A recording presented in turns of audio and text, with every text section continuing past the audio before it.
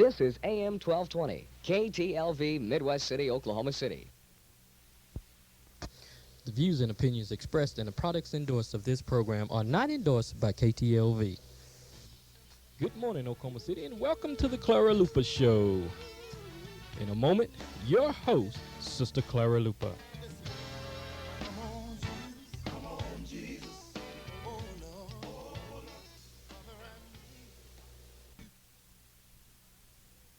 Good morning, ladies and gentlemen, and a good morning to you, wherever you are. This is a Clara Luper's radio show. Today is the day that you've been waiting. You've been waiting all week to hear from Clara Luper, and you will have the opportunity to do that today. Today is a special day because this is a Martin Luther King celebration week. This is the week in which a nation will stop and remember Martin Luther King. And today's program will be called a Martin Luther King Special.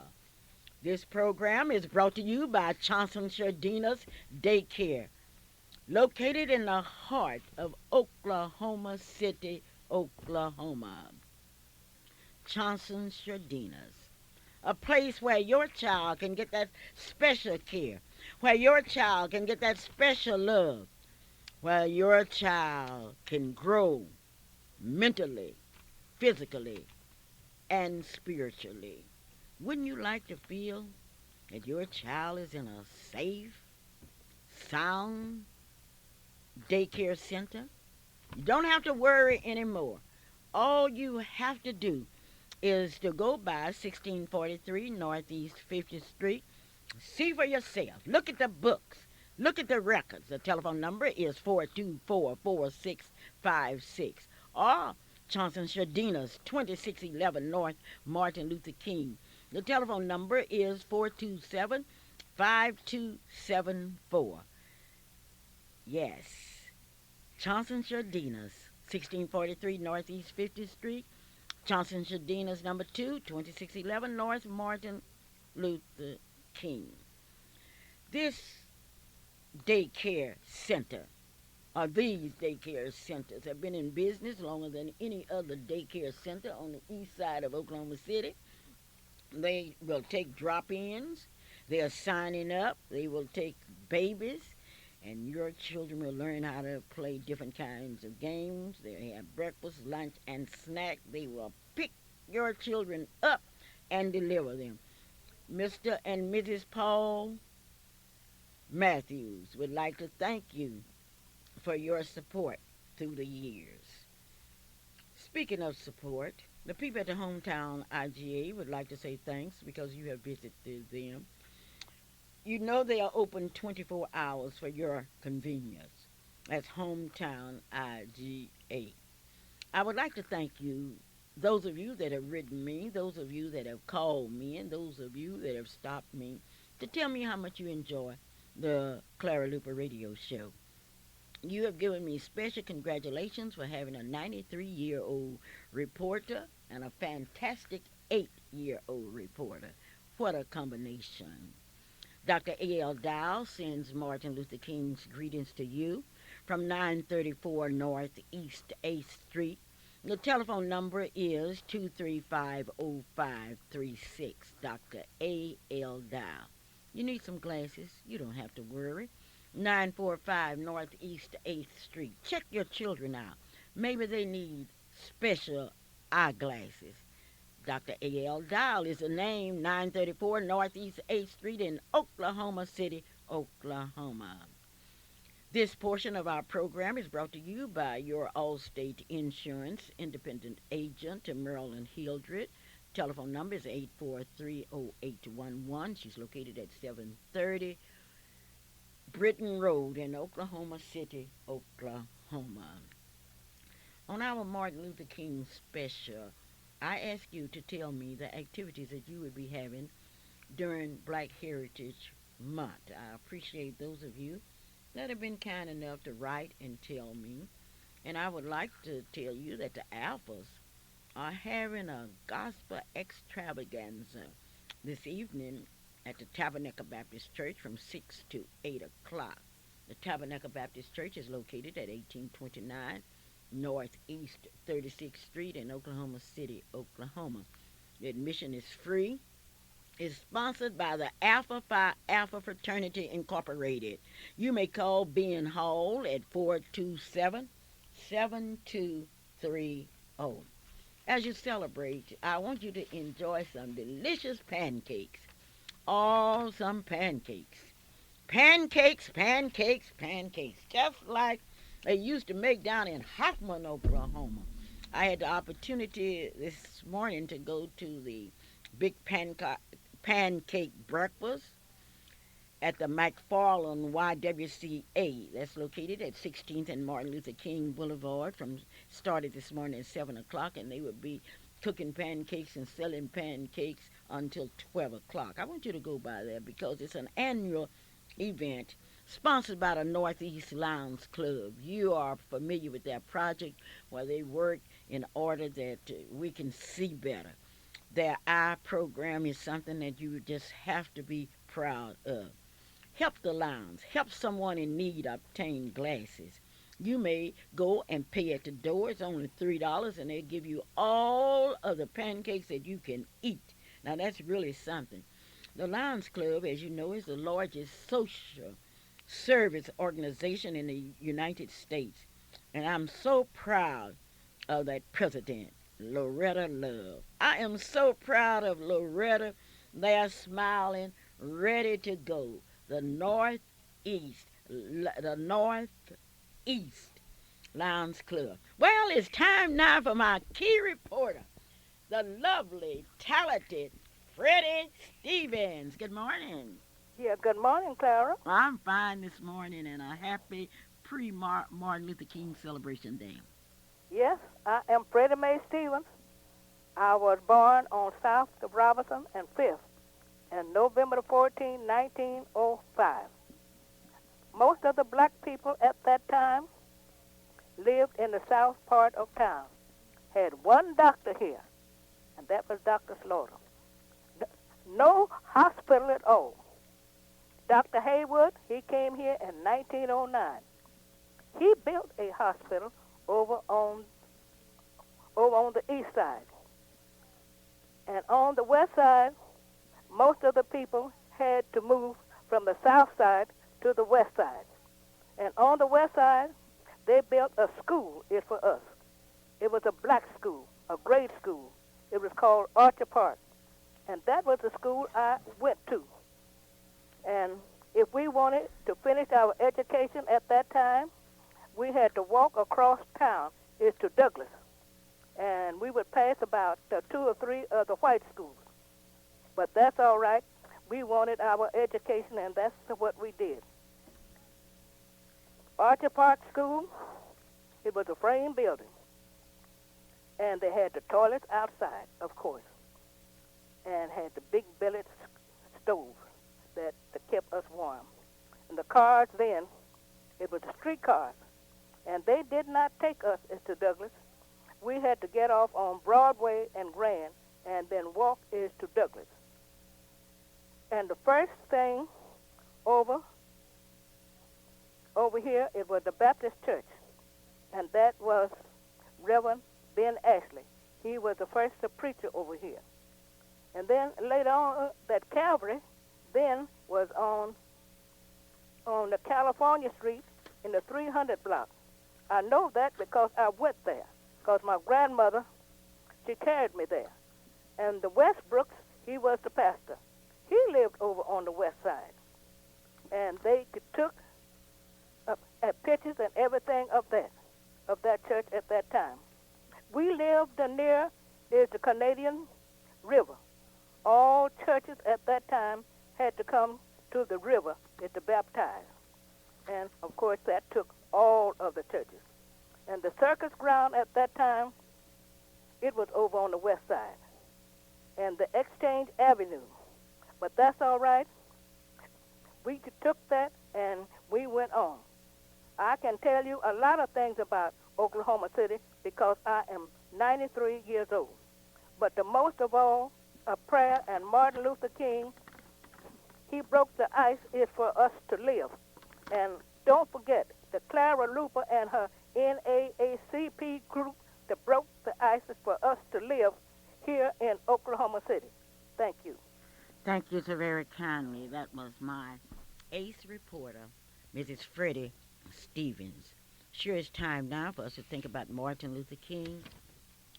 In Oklahoma City, we'll have a memorial celebration on Sunday, January the 17th. Remember, celebrate, act, a day on, not a day off. At 3 p.m., they will have the traditional annual farmer program at the St. John's Missionary Baptist Church, 5700 North Kelly. The speaker will be the Honorable Reverend John Mashak and the St. John's Choir, along with the Ambassador Choir. That's at 3 p.m. on Sunday. At 7 o'clock p.m., the NACP Temple Benile Israel Cross Culture Program will be held at 4901 North Pennsylvania. Dr. George Henderson from the University of Oklahoma and the Bridgeforth Show Choir 2000 will be the guest. I will tell you more about Monday's program, Monday's activities later on in the program. But tomorrow at exactly during the 11 o'clock service, Anna Slaughter, an author, an outstanding member, will present with background music by the choir, A Dream. I Have a Dream by Martin Luther King Jr. And if you have never heard Anna Slaughter, I would like for you to come to Fifth Street Baptist Church, 801 Northeast to Fifth Street tomorrow in order to hear I Have a Dream by Martin Luther King as recited by Anna Slaughter. But today our minds go back to Martin Luther King. And in order that you can really understand the significance, I've invited a young man that has so much on the ball. He has so much to offer to be my very distinguished speaker today. Because I know from past experiences that this young man really understands from the bottom of his heart the true meaning of Dr. King's mission. I want you to listen very carefully as he brings to you in his own words reflections of Dr. Martin Luther King, and I'm happy to present to you Dr. Wilburn. Thank you, Miss Luper. How delighted I am to share with you this Martin Luther King celebration weekend as we prepare for the holiday. When we think of the life and legacy of Martin Luther King and his journey in the world, we think of a God of love, creation, and of sovereign power. In the outset, Martin did not want to be a minister. He wanted to be a medical doctor. To him, it seemed that religion could not be intellectually and socially relevant. But the deepening of his interest in oratorical skills was the steady unfolding of the theme that would dominate his life.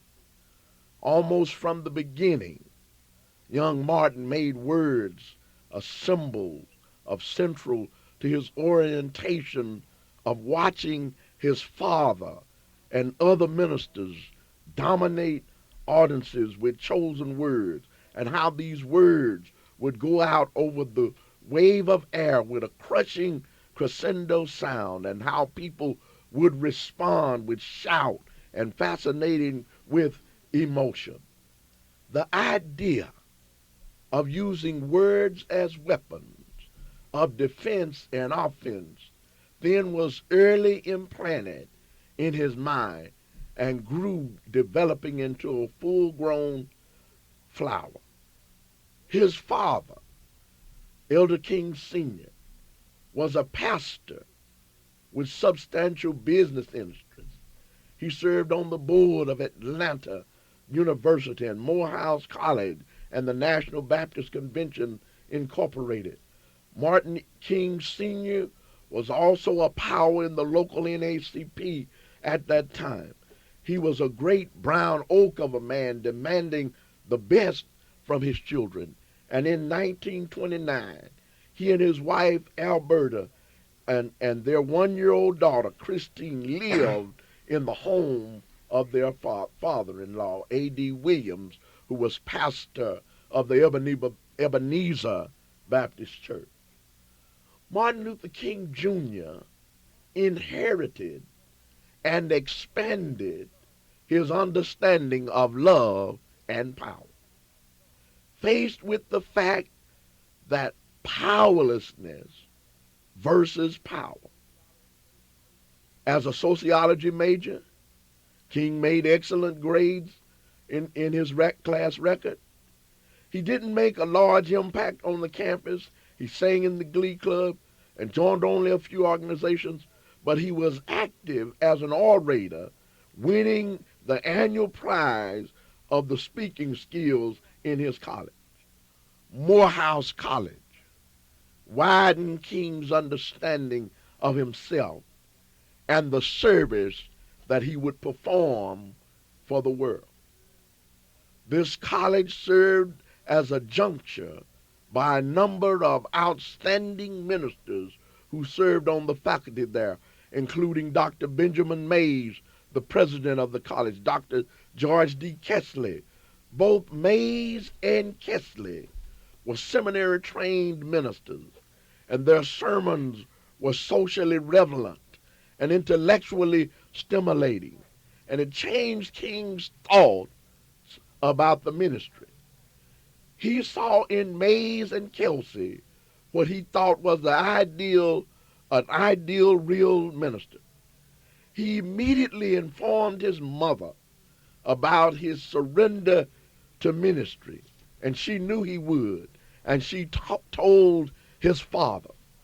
To this end, a trial date was set for a trial sermon, and young King, Martin Luther King Jr., was 17 years old and gave his first sermon. The crowds began to gather in the bottom of the Ebenezer Baptist Church, and Dr. King Sr. said the crowd became so large that they moved to the top of the sanctuary. And then in the fall of 1948, this young preacher, having graduated from Morehouse College, leaves Atlanta, Georgia, to attend the Crozer Theological Seminary in Chester, Pennsylvania. He was uneasily aware already that there was a spirit of change in the world. In 1948, he realized that he was away from home for the first time and in his life, and second, that he was on trial. As one of 6 Negro students in a student body of some 100, King was competing for the first time with white America. He had been taught at home at Morehouse College that he was good as the next man, determined to prove self and race, feeling himself watched and judged. King was a perfect student at Crozer Theological Seminary.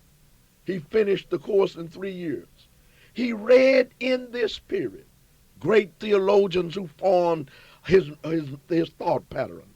Reinhold Niebuhr, who talks about the existence of man.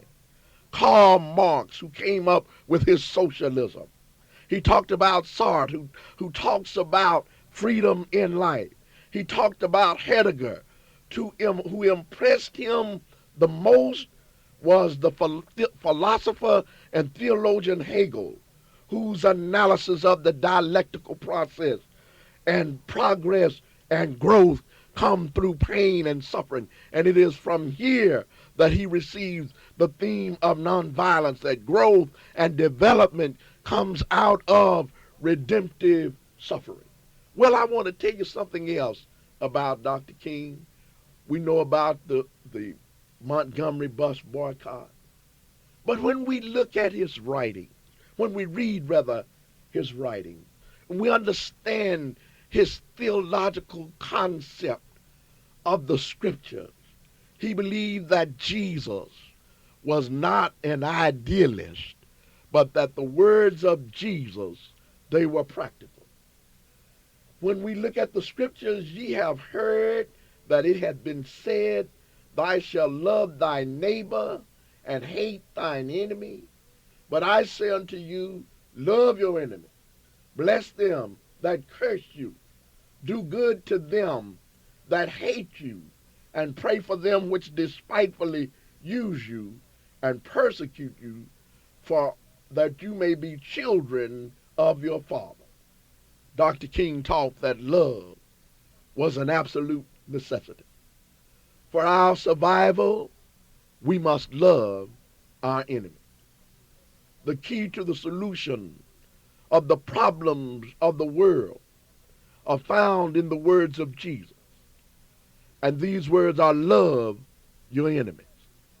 Dr. King says that Jesus understood the difficulty inherent in the act of loving one's enemy. He never joined the ranks of those who talk glibly about the easiness of the moral life. He realized that every genuine expression of love grows out of a consistent and total surrender to God. So when Jesus said, love your enemy, he was not unmindful of its stringent qualities, yet, and he meant every word of it. Our responsibility as Christians is to discover the meaning of this command and seek passionately to live it out in our daily life. First, we must develop and maintain the capacity to forgive.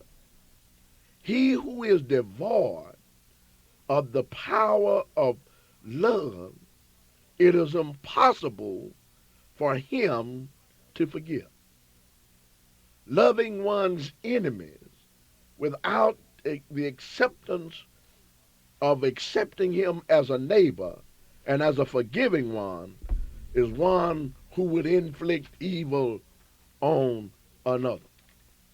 It is also necessary to realize that the forgiving act must always be initiated by the person who had been wronged, the victim of some great hurt, the recipient of some torturous injustice, the absolute of some terrible act, an act of oppression.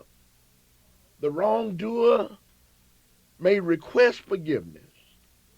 He may come to himself like the prodigal son and move down the dusty road, having as Heavenly Father to forgive him. Yes, Dr. King says in these words that only the injured neighbor can come back home and forgive his brother. Only the injured can give out the warm waters of forgiveness.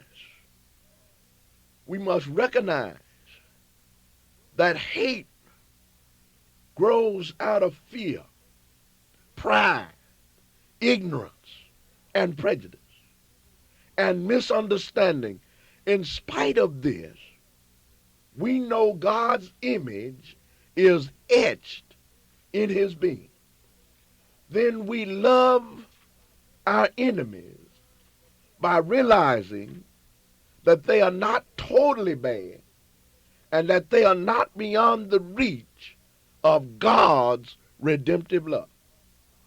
Third, he goes on to say in Strength to Love that we must not seek to defeat or humiliate the enemy, but to win his friendship and understanding, and not to thrust in his side the spear of defeat. This we must not do. Every word and every deed must continue to an understanding of goodwill of our neighbors. We must release the vast reservoir of goodwill which have been blocked by the walls of hate. Agape love is the love of God operating in the human heart. At this level, we love, not because we like them. God did not ask us to like our enemies. He commands us to love them. Not because their ways appeal to us, nor even some of the things that they possess, or even the divine spark that is in them. We love every man. Listen to me today, my friends. We love every man because God loves it. Returning hate for hate multiplies hate, adding to deeper darkness, to a night already devoid of stars.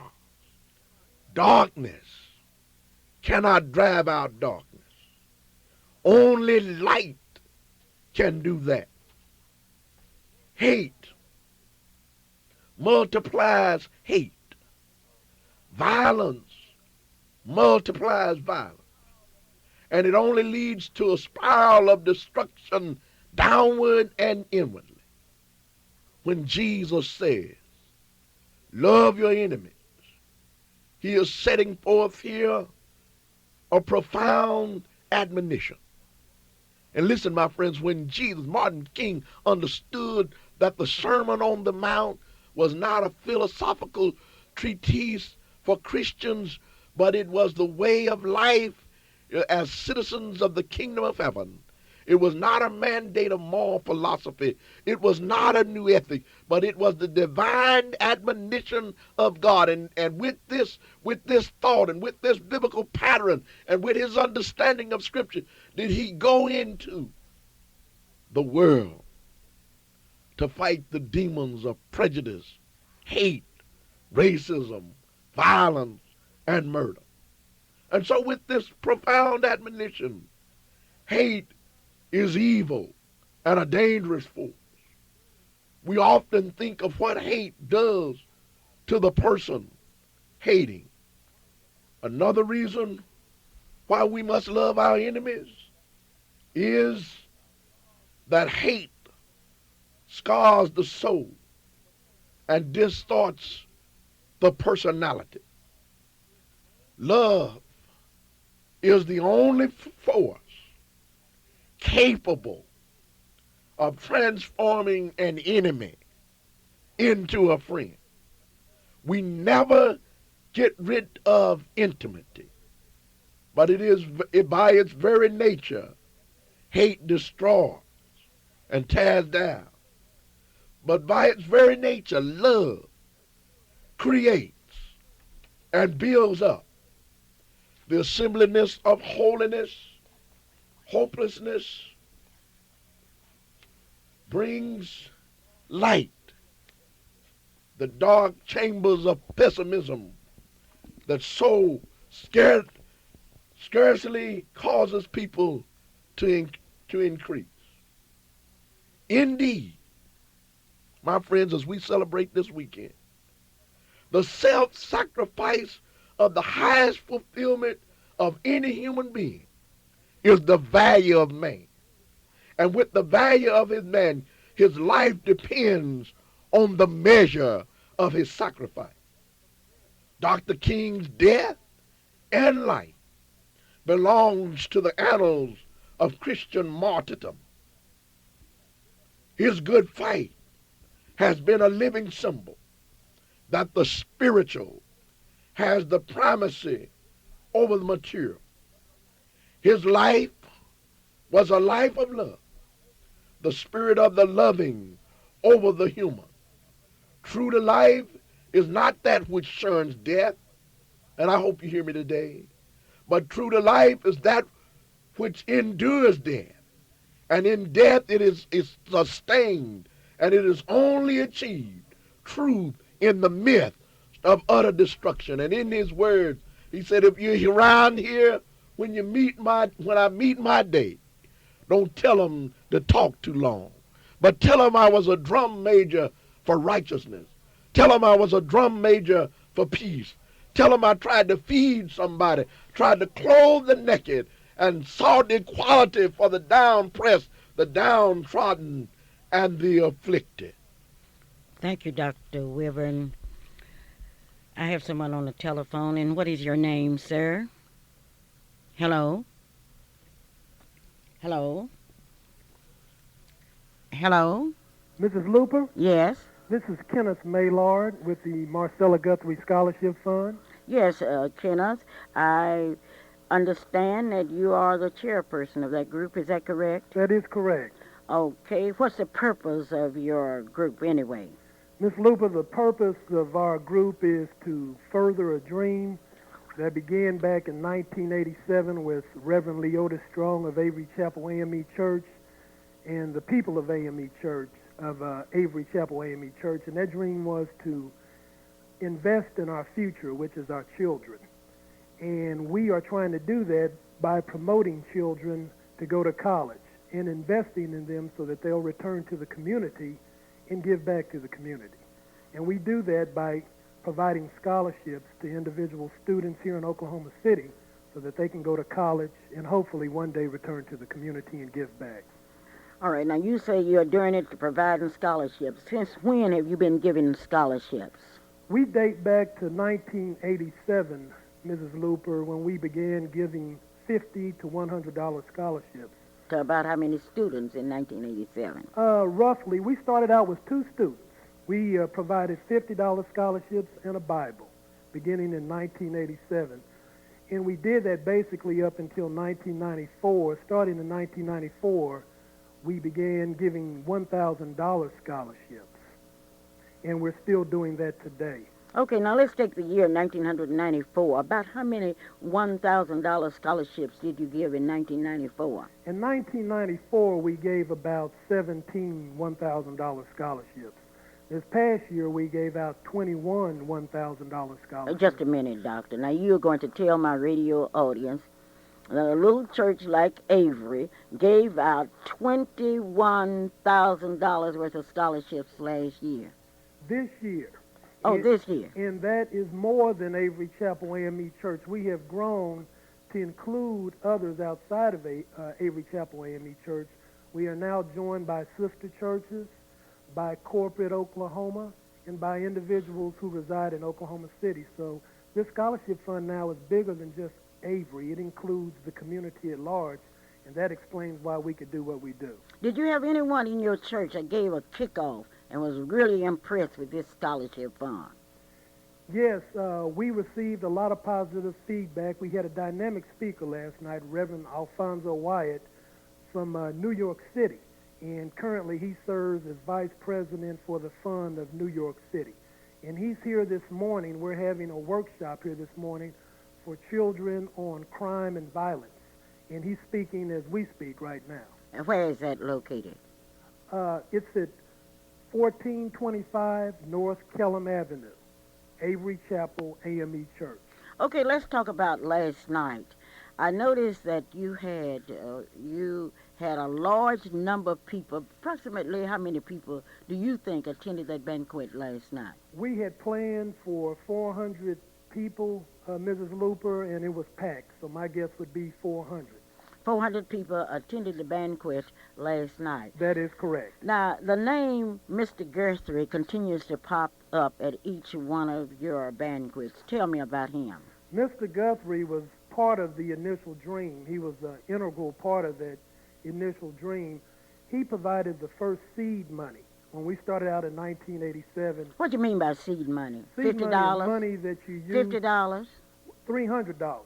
Okay. We started out with $300, Miss Luper, back in 1987. Okay. But then he made another installment. He made another deposit in our children's future in 1994 when he gave the fund $34,000. I didn't quite understand you, sir. You were saying that Mr. Guthrie, who didn't have any children at the time, donated $34,000 to a scholarship fund. You heard me right, $34,000 in 1994. And that explains a lion's share of why we are able to give out $1,000 scholarships. It's because of people like Mr. Guthrie that were able to do this. I noticed last night you recognized two outstanding women that had done so much to put that banquet over. Who were they? Mrs. Rosie Lee Burton, she sold 5 tables. When you say Mrs. 5 tables, I don't know what you mean. That's 50 tickets, 50 seats. She was Okay. responsible for 50 seats at the banquet last night. Okay. And Mrs. Mabel Mukes did the same thing. She sold 50 seats. Mrs. Mabel Mukes and Mrs. Rosie Lee Burton. Exactly. Well, congratulations, and congratulations to you. I was so impressed last night, not only with the number of people that attended, but I was impressed with that young lady that played that, oh, to God be the glory. Oh, it was a wonderful affair, and Oklahoma City is still talking about one of the greatest speakers of all time. Well, like I said, Mrs. Luper, he's here this morning, and we invite everyone to come out and hear him this morning at Avery Chapel AME Church, located at 1425 North Kellum. So many times we don't have attorneys that are involved in church work. Are you an attorney? Yes, I am, Mrs. Luper. Where is your office located? I work for the Oklahoma Department of Security. I don't know what you're talking about. I'm from Hoffman, Oklahoma. Talking about Oklahoma Department of Security. It is a state agency. I'm not in private practice, but to answer your question, it's located on Park Avenue in Robinson. And when you say securities, what do you mean? Basically, we regulate the offer and sale of stocks and bonds and investment opportunities in Oklahoma. Before those can be sold in Oklahoma, we have to register those, and that's what my agency does. And also, we prosecute cases involving fraud. I'm so proud of you, attorney, and for you to be working as an outstanding attorney and then giving the time for your church. May God bless you, and thank you for being my guest today. We thank you for the opportunity. Okay.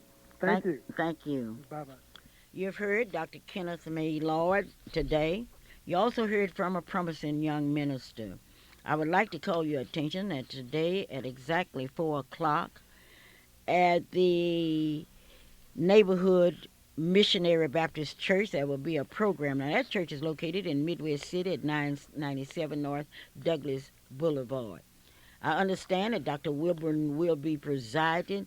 Participating on the program will be Reverend Wayman Wandick, Reverend Muse, Reverend James Ford will also be there. Reverend Lawrence Kirk will introduce the guest speaker, who will be the Reverend W.B. Parker, who will be on that program, along with the mayors of various cities like Midwest City, Spencer. The state senator will be there, and thank God I will be there too. Dr. Wilburn, I would like to thank you so very kindly because you have given us an insight. I'm waiting now on my fantastic reporter, 672-1220. In the meantime, I've asked you to send me what you're doing for Black History Month. I want to read some things to you today. I'll call your attention to the fact that Fifth Street Baptist Church will be celebrating Martin Luther King's birthday in the morning at exactly 11 o'clock. The pastor, Reverend A. Byron Coleman III, will be preaching. Anna Slaughter will do I Have a Dream with backup by the choir. On February the 7th, there will be a kickoff breakfast in honor of Mrs. Clara Williams, the mother of Portwood Williams and one of the pioneers of Fifth Street Baptist Church. The speaker will be Attorney Alma F. Washington, who is in Washington, D.C. today. There will be a special tribute given to Mrs. Clara Williams by her granddaughter, Clay Jones. Deacon Billy J. McCullen will be presiding at the breakfast. The people that's interested in attending the breakfast will be signing up tomorrow. On February the 14th, it will be Family Day at Fifth Street Church. All families are to worship together as a unit. The guests are to register as part of a family group. On February the 21st is Dress African Old Timers Day. Those of you that would like to participate in this, and I know how you are, you want to participate in everything while you can. On February 21st, you will have the opportunity to think of your forefathers, the kind of clothes they wore. Their background goes back to West Africa. But at 6 o'clock p.m., the choir will be presenting the songs of our people, an evening of spirituals. You cannot afford to miss that at Fifth Street Baptist Church, 801 Northeast Fifth Street in Oklahoma City. We will conclude the Black History program on February the 28th when we will wear black, and we invite you to come to our church at that time and wear black. We would like for you also to be there all day. The pastor, Reverend Coleman III, will be preaching a Black History sermon at 11 o'clock on February the 28th. The Black History program will be at 3:30 p.m. and the keynote speaker will be Shelley Luper. There are 16 distinguished members of our church will be honored, and I'll tell you more on that. In the meantime, here's Coco. Good morning, ladies and gentlemen. This is Coco Thomas, your fantastic reporter. I just thank God for Martin Luther King and what he did for America. He taught us what Jesus taught him. He said, love everybody with gladness, to race, creed, or color. As we celebrate Martin Luther King's birthday, let us remember his message, love one another. This is Coco Thomas, your fantastic news reporter. Sign up now for the Miss Black Oklahoma pageant. Thank you, Coco, my fantastic reporter. Yes, we're on February 28th. 16 distinguished members who have been in business for 20 years or more will be honored at Fifth Street Baptist Church. You know, sometimes we really don't understand history. To understand history, we've got to understand one another. We've got to understand the road over which we have come. We've got to understand the opportunities that we have made for it. Did you know that Fifth Street Church has 16 people that they will honor on February 28th? If you know any of these people, if you want to see them receive the highest honor that a church can give them, I want you to be there. They are Maggie Lawton, a barber, R.D. Hopkins, a barber, Florence Kemp, a cafe owner of Florence's Cafe, Elma Nolan with the upholstery company, Marie Weekly, a businesswoman who operates one of the most outstanding beauty shops in Oklahoma City, along with selling the clothes that you don't see anywhere but at Marie's, James Graham, a pharmacist, Harvey Moon, a builder of homes, Marilyn Hildred, an insurance agent independent, Eric Ornwine, a service station operator, Portwood Williams, a furniture and jewelry dealer, Alma Salter, an artist and a seller of beautiful furs, John Roth of the Roth Funeral Home, William Moore, a building contractor, G.M. Dotson, a building contractor, Dr. Gloria Griffin, the superintendent of schools at Millwood School, and last but not least, a young man that's a professional bicyclist, Rodney Ford, and I will be telling you about them all this week. Well, Calvin, I've never been so glad to see anybody in all my life. How are you? Fantastic, Mom. You know, it's always a pleasure to be here at the Clara Luper Radio Show. I've heard a very inspirational message as I was coming down the highway trying to make sure that I got here near time, and then to hear a report about the history of Oklahoma from our new reporter. He came on earlier telling us about Archer Park and all that. You didn't know that, did you, I didn't Calvin? have any idea, and then to hear Coco, but it is great to be here during this very special weekend when we're celebrating and remembering the life of a great man that has inspired all of us. And you know, Mom, we have a tape that we brought out here, and were we going to play any of that today? Not right now. Not we right we now, are but we are have it. on. I wanted to remind you that Okay, we do but let have me it. remind you of the activities on Monday, January the 18th. There will be a silent march to the state capitol at 9:15. 11 o'clock, there will be a national bell ringing salute to Dr. Martin Luther King at noon.